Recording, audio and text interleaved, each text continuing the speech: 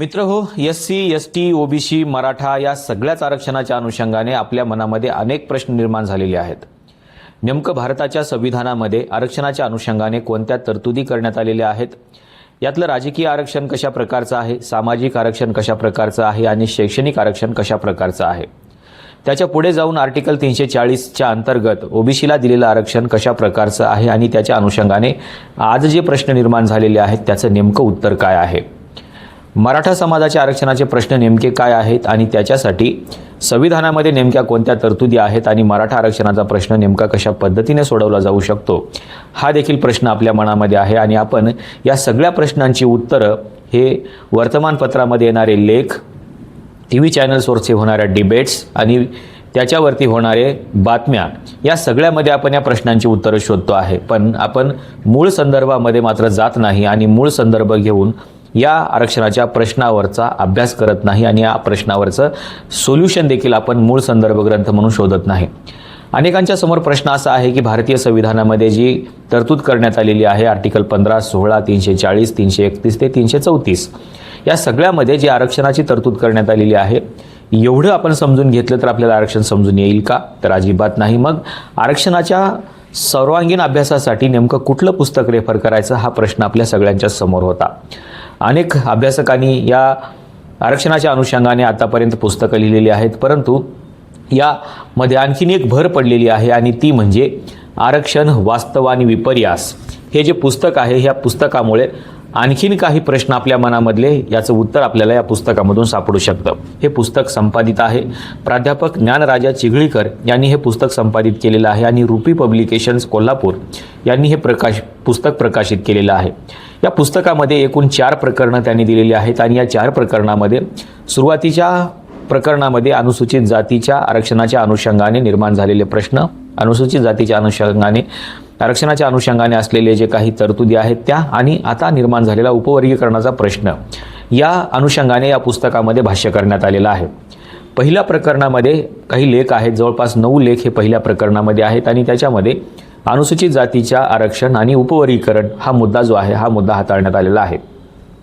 दुसऱ्या प्रकरणामध्ये OBCच्या आरक्षणाच्या अनुषंगाने जे प्रश्न निर्माण झालेले आहेत त्या प्रकरणावरती याच्यामध्ये भाष्य करण्यात आलेलं आहे आणि OBCच्या आरक्षणाच्या नेमक्या संविधानिक तरतुदी काय आहेत, OBCच्या आरक्षणाने मध्येमुळे निर्माण झालेले प्रश्न काय आहेत आणि OBCच्या आरक्षणामध्ये जे प्रश्न निर्माण झालेले आहेत त्याच्यावरती नेमकं सोल्युशन काय आहे, हे दुसऱ्या प्रकरणामध्ये अभ्यासण्यात आलेलं आहे. याच्यामध्ये जवळपास एकूण 6 आर्टिकल्स आहेत. तिसऱ्या प्रकरणामध्ये जर आपण गेलो तर तिसऱ्या प्रकरणामध्ये आपल्याला मराठा आणि कुणबी या अनुषंगाने जे काही प्रश्न निर्माण झालेले आहेत आरक्षणाचे, त्या प्रश्नावरती या पुस्तकामध्ये भाष्य करण्यात आलेलं आहे.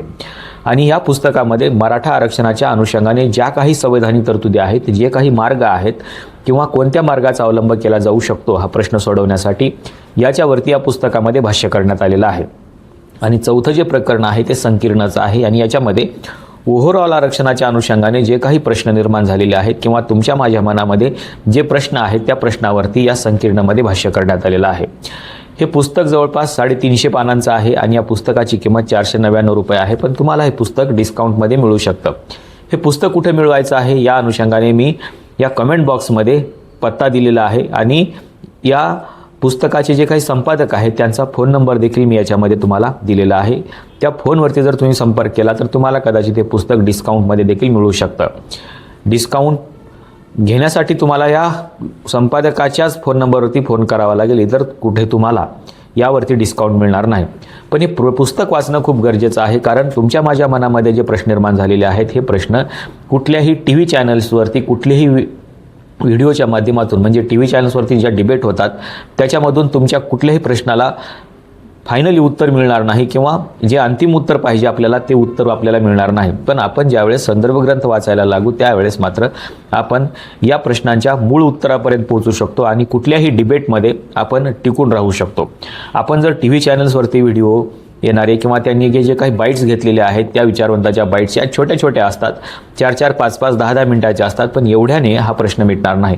तुम्हाला कदाचित एखाद्या प्रश्नाचं उत्तर त्या व्हिडिओच्या माध्यमातून सापडू शकतं, पण तुम्हाला जर ओव्हरऑल आरक्षणाची संपूर्ण प्रक्रिया समजून घ्यायची असेल, ओव्हरऑल आरक्षणावरती जर तुम्हाला भाष्य करायचं असेल आणि या सगळ्या आरक्षणाच्या अनुषंगाने तुम्हाला जाणून घ्यायचं असेल आणि तुम्हाला आरक्षणाच्या डिबेटमध्ये जर टिकून राहायचं असेल तर तुम्हाला हे पुस्तक लाभदायक ठरू शकतं.